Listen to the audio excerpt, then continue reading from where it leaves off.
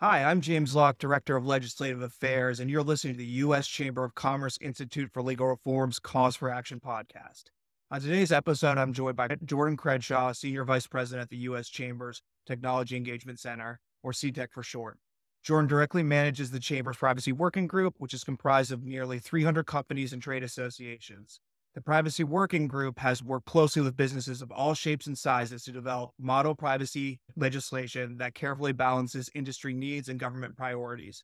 Today, we will be talking about the Chamber's data privacy program, focusing primarily on why federal and state privacy legislation should not contain private rights of action, why federal data privacy legislation should contain strong preemption provisions, and why it is important to incentivize compliance through the inclusion of safe harbor provisions and notice and cure periods. Thanks for joining us today, Jordan. James, thanks for having me. Yeah, excellent. Glad to finally get you on Cause for Action. So let's quickly first start by explaining what a private right of action does, and particularly how it interacts in the data privacy context. Private rights of actions essentially allow consumers to sue businesses to vindicate privacy rights that have allegedly been violated. When it comes to privacy, ILR's research has shown that private rights of action are not the best enforcement mechanism to protect consumer privacy. Can you go on a little bit more about this? Yeah, I think one of the things we have to be concerned about with things like private rights of action is that they actually don't enhance consumer privacy. For example, many of the cases that are brought under private rights of action really are targeted at going after companies that have deep pockets and are really gone after because the trial bar is looking for its next payday. And there really isn't the incentive on the part of the trial bar to engage in collaborative compliance. It's more combative compliance as opposed to if you had a government agency like the FTC or a state attorney general who has the incentive to go after the truly bad actors. In this case, you see a lot of examples where plaintiffs' attorneys will just throw spaghetti at the wall and see what sticks. And I think that's one of the concerns that we see with this type of enforcement mechanism. It also imposes high costs on businesses as well. In addition to compliance, companies are then going to have to bear legal and litigation costs. Those costs get passed down to the consumer.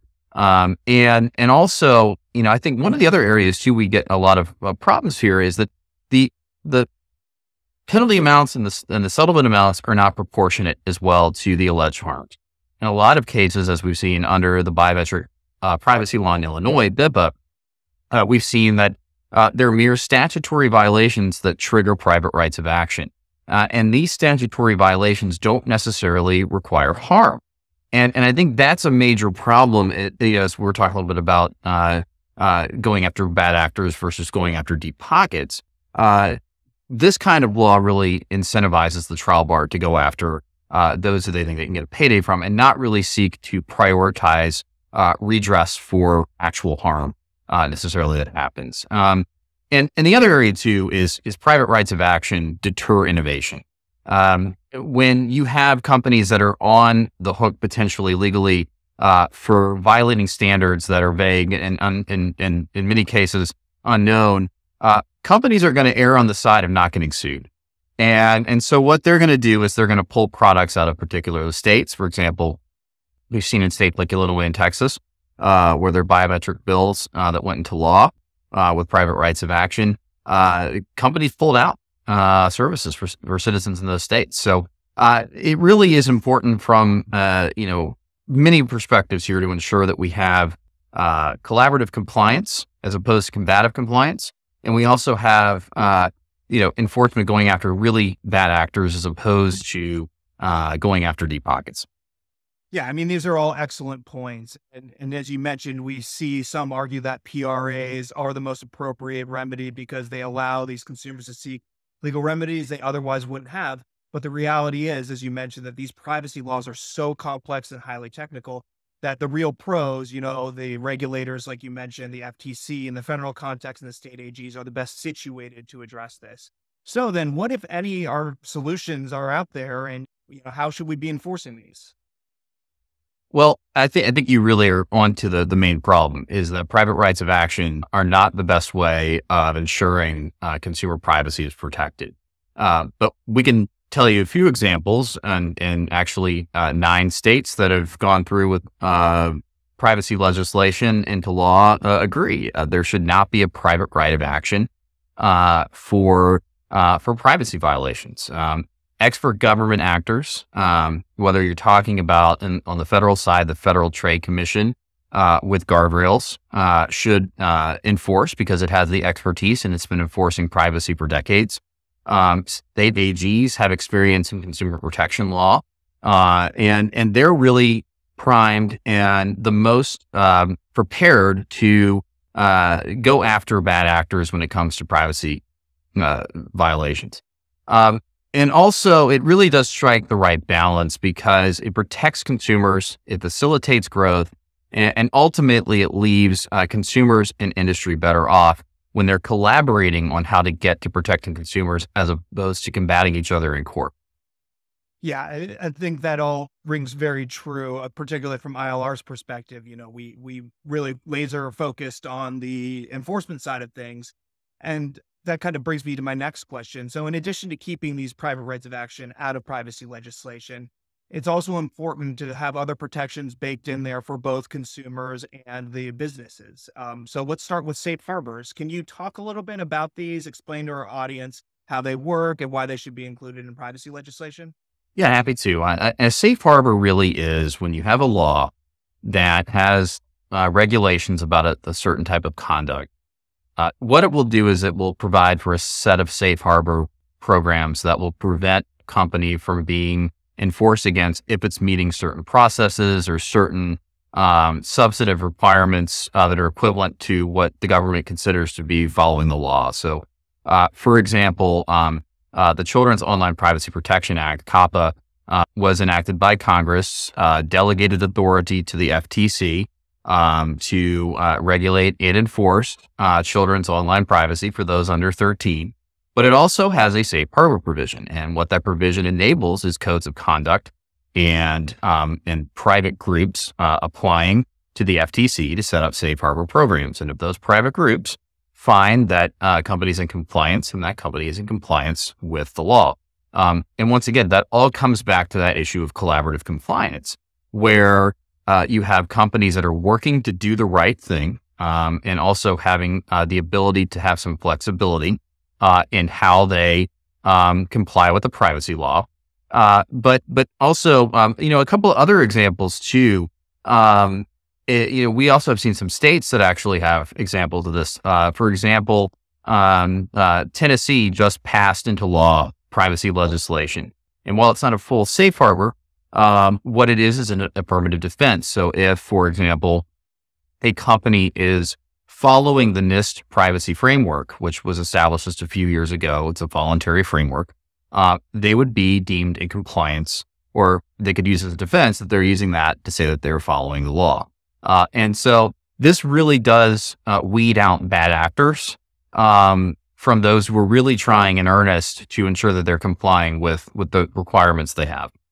Yeah, I mean, absolutely true about Tennessee. And I guess really the bottom line here is that well-crafted safe harbor provisions benefit all stakeholders, right? Businesses are better equipped to comply with these laws and the security obligations in the data breach context, but consumers also received enhanced protections because of more widespread compliance. When you have companies kind of trying to do the right thing, there's a downstream effect that really benefits the consumer as well. Let's take a moment to talk a little bit about notice and cure periods. They're an excellent tool, as you know, for legislators to use to protect businesses from predatory litigation. Can you dive a little bit deeper into why these provisions are important in the data privacy context? Well, notice and cure is just another example of collaborative compliance. And what it does is another example of weeding out those who are truly bad actors from companies that are acting in good faith and trying to get it right. And so what happens in this context, a complaint will be made to a company that, for example, say a state law says a consumer has the right to have data about them be deleted. And that has not happened. That a consumer, once they've made that request and that hasn't happened, they go to the company and make a complaint. The company then has 30 days to really fix that activity before the heavy hand of government kind of comes down to get penalties and go after them in court. So this really does separate companies that are really trying to do it right, who may have just made technical violations, for example, of a statute, as opposed to ones who actually are nefariously going out and misusing data. So it's really important that, particularly in privacy, where I mentioned earlier, sometimes there's not always harm related to a violation, that there be some flexibility, and the notice secure period really does help there. Yeah, I totally agree on all fronts. And we would be remiss if we didn't really discuss right now the other elephant in the room, which is preemption in a federal bill. So can you talk about the chamber's position on federal preemption and, why it's so important in the privacy context? Yeah, I'd be happy to do so. For example, we are incredibly concerned about a 50-state patchwork of laws that are potentially conflicting, and that would leave companies in a position where they have to make a decision of, should I comply with this state's law versus another state's? This in particular negatively impacts small businesses. They don't have the compliance offices. They don't have the legal counsel that larger companies have. And having to navigate a 50-state patchwork puts them at a unique disadvantage. For example, we actually did a survey of small businesses last year, and we found 80% said accessing tech platforms and digital tools helps them compete with larger companies. That same number said limiting access to data would harm their operations. And if you have a 50-state patchwork, that's going to limit the amount of data that small businesses are willing to use. And so that's why it's critically important that we get one single national standard that applies across the board. Europe actually has a standard. It's called GDPR. China even has its own single national privacy law. And it just doesn't make sense for there to be a 50-state approach. Here's an example of what can happen. You may have one state that says you can't collect sensitive data as a company. Another state may say you need sensitive data to run impact assessments on things like artificial intelligence. And so what's a company to do in that case? That's a significant concern. And that's why it's so critical that Congress pass a strongly preemptive federal privacy bill that creates one standard. And I'll even take this back to private rights of action a little bit. One of the concerns with private rights of action is not only are you going to deal with a 50-state patchwork, but you're going to get district to district interpretations of privacy law. So that's going to compound the problems with just the 50-state regulations that are put in place. If you start having different levels of superior courts and appellate courts in states and on the federal side, making calls about what a privacy law means. So that's why it's important that we need a single national standard, but also a privacy enforcement regime that only has one single federal regulator and also state AGs. Yeah, it totally makes sense to, limit the number of folks active in this space because, we don't need to further balkanize the already fragmented patchwork. It just makes compliance so much harder and frankly, prices out a lot of the small to medium-sized firms that would like to compete with the big data folks that have robust, compliance apparatuses already at their disposal. So, we've covered a lot of ground here today, but I just in closing wanted to hear your perspective on some other developments that you see in the privacy space, at the FTC level, maybe how these differing privacy laws that are emerging in the States, how they interact, anything else that you wanted to cover here. Yeah, there's a lot going on here. And I think you touched on the Federal Trade Commission. And actually, a few months ago, they released an advance notice of proposed rulemaking in what they're deeming their commercial surveillance rulemaking, which is a pejorative really for a privacy, security, and algorithmic rulemaking, in which they ask 91 questions, effectively asking, should they do an economy-wide regulation on data privacy? And this is important for two reasons. One, this would add to a state patchwork. The FTC does not have preemptive authority unless Congress gives it to them. They don't have it in this case.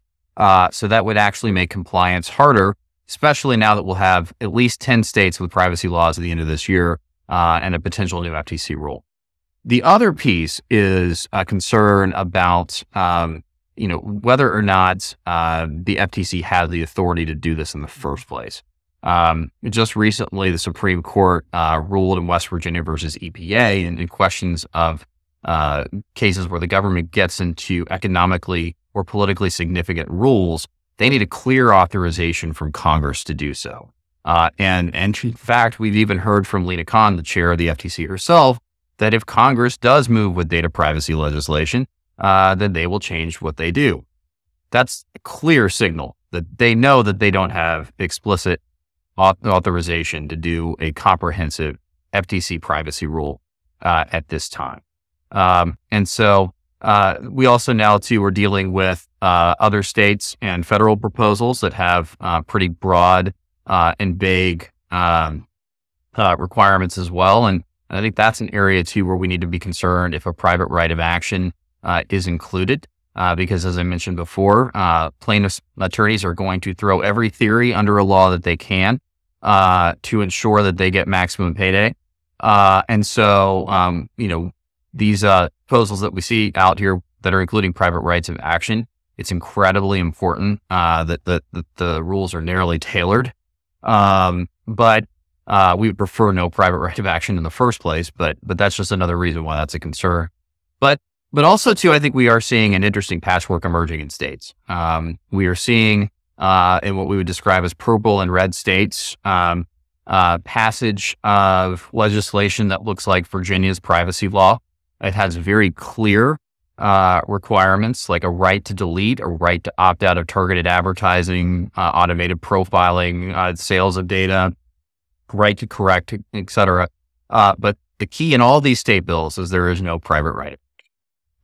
Only two that I would describe as somewhat comprehensive have any form of private right of action. One is the California privacy law, but that's very limited to breach, not privacy violations. But the one I would say that companies should be on watch for is the recently passed bill that was Slatter's bill. It was the My Data Act that came out of Washington State. And what this bill does, which it started as an abortion rights and gender affirming care privacy bill, morphed into a bill that basically would regulate any kind of data that you could link or is linkable to a health condition. And that could be anything from a tennis shoe, a health app, whether or not you get gluten-free food on your loyalty program at a grocery store. And that would subject companies, it's an opt-in bill that goes into effect next year, to private rights of action. So that is a state that everyone who does business in Washington State really needs to pay attention to as it goes online. And then finally, the other big issue that we're seeing at the Chamber Technology Engagement Center is the issue of artificial intelligence. We are seeing a new patchwork beginning to emerge in states about AI. California looked at employment regulations. New York City has its own AI discrimination law on the books. City of DC was also considering an AI regulation that would have subjected companies that had over 25,000 customers to private rights of action. And so it's also critically important that we don't have a patchwork emerge in the states. We're urging Congress to think about AI regulations smartly. In fact, just recently, the Chamber released its own AI Commission report in March. That commission was led by a bipartisan group of former Congressman John Delaney and Mike Ferguson. And that commission recommends to Congress that where agencies currently have their authority, they should use it to regulate artificial intelligence. But at the same time, there should be a risk-based approach if Congress finds it's appropriate and necessary to create new regulations. So a lot going on in this space, but once again, it comes back to we need one clear national standard and we need collaborative and not combative compliance. Yeah, thank you so much, Jordan, for joining us. We certainly covered a lot of ground. Be sure to subscribe to Cause for Action everywhere you listen to podcasts. See you next time.